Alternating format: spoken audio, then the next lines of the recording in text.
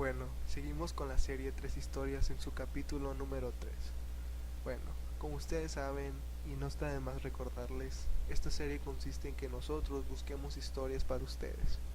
Historias que tal vez nunca habían escuchado, y ese es el propósito de esto. Comenzamos. La niña de la mina. Hace mucho tiempo, en la época virreinal en Zacatecas, México, había una niña que vivía con su padre, el cual trabajaba en la mina que pertenecía a un español rico y con poder. El español era demasiado corrupto y un día obligó al padre a llevar a la fuerza a su hija para trabajar en la mina. Muchos murieron en ese lugar junto al padre de la niña. Pasó el tiempo y la niña se hartó de trabajar, lanzó el pico y se empezó a derrumbar la mina. La pequeña cayó al suelo porque el español la empujó para escapar. Al caer, una piedra que se encortaba en el techo cayó en su cabeza y el impacto le destrozó el cráneo. Tiempo después del incidente, intentaron buscar los restos y dentro de la mina se escucharon llantos y piedras pequeñas caer. Muchos de los que buscaron a la niña desaparecieron dentro, solo para ser encontrados tiempo después, hechos esqueletos y con el cráneo roto. Los españoles turistas que visitaban el pueblo y encontraban los restos de la niña nunca salían de ahí. Dice la leyenda que los que vivían cerca de la mina abandonada eran aterrorizados por la chiquilla, quien los hacía enloquecer, provocándole que los demás creyeran que estaban mal psicológicamente, siendo llevados a hospitales, y aún encontrándose lejos, ella siempre los estaba vigilando. La casa macabra. En la ciudad mexicana de San Luis Potosí, junto al plano centro histórico, se halla ubicada la sucursal de Banco Nacional de México, un edificio de estilo contemporáneo en lo que abundan las experiencias escalofriantes. No son pocos los empleados de este lugar tan peculiar que han afirmado que escuchan ruidos extraños y ocurren todo tipo de cosas misteriosas. A veces ellos podían oír claramente golpes, como si alguien estuviera teniendo una riña. Otras escuchaban como si alguien vaciara las monedas en algún sitio, y así los sucesos se repetían sobre toda la noche, cuando el silencio era absoluto y quedaban pocas personas en el banco. Esta situación tiene su origen en una leyenda llamada la Casa Macabra, que explica tales sonidos y hechos perturbadores.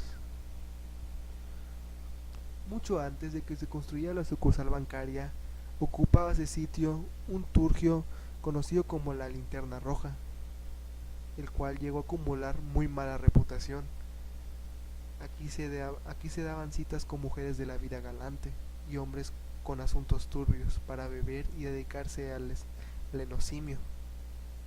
Y bien, era común que la gente se emborrachara. El bar comenzó a llenarse de asesinatos y desapariciones. Mauro Lara, el propietario del lugar, aprovechaba de las riñas entre sus clientes para robarles y luego enterrar ahí mismo a los fallecidos. De esa manera, el cantinero llegó a acumular una fortuna considerable, que ocultó en las mismas paredes.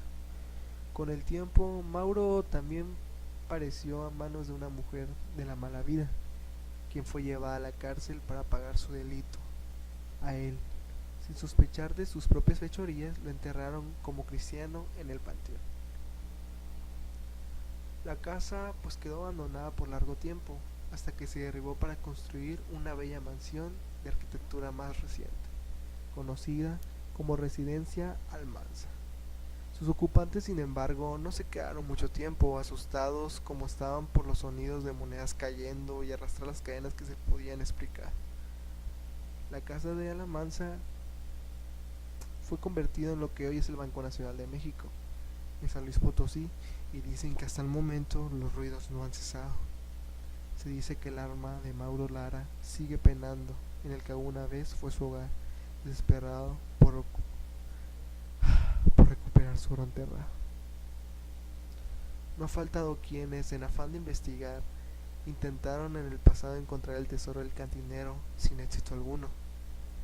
En la actualidad, son malos trabajadores que antes de irse a casa se confunden al escuchar como si alguien estuviera contando dinero, escuchan susurros a sus espaldas, solo para descubrir que no hay nadie más que ellos, o ven pasar una sombra por el rábilo del ojo. el tipo de cosas a las que no se atribuye mucha importancia. Si alguna vez visitas esta ciudad y te acercas a hablar con alguno de los veladores del banco, probablemente tengas una o dos experiencias interesantes para que te cuente, o tal vez no, si no son de los que prefieren callar para no ser tomados por locos.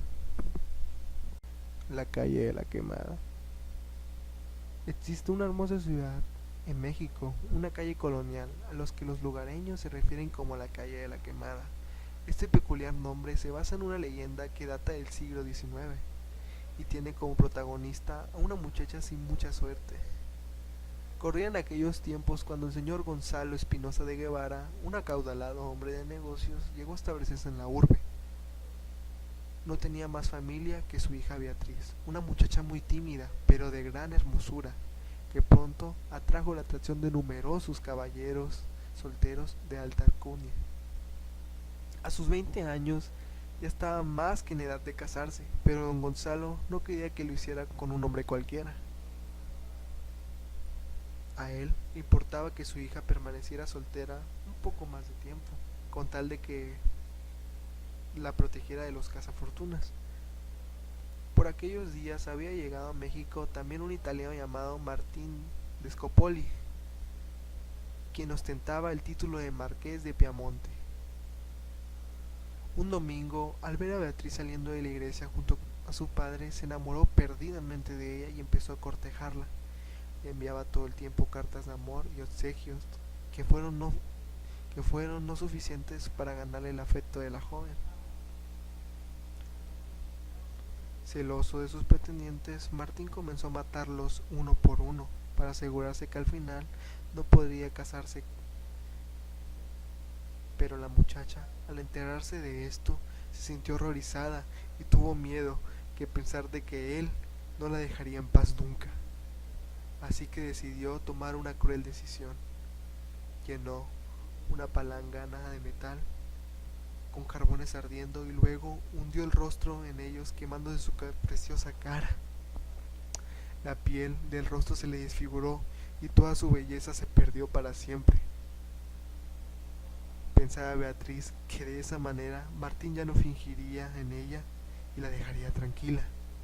Pero cuál fue su sorpresa cuando él le confesó que él la amaba, no solo por su exterior, sino por su alma pura, y que a pesar de que estar desfigurada, seguía enamorado de ella. Esto finalmente conmovió a la joven, quien accedió a casarse con él. El día de su boda, Beatriz se puso un velo blanco, como todas las novias, el cual nunca despegó de su rostro. A partir del día siguiente, llevaría un velo negro, con el que siempre recorrería el centro histórico de México, y sobre todo, la calle donde siguió habitando. Desde entonces se le conoce como la calle de la Quemada. Para terminar, te pido que compartas y te suscribas. Y también te deseo que esta noche tengas dulces sueños. Bye.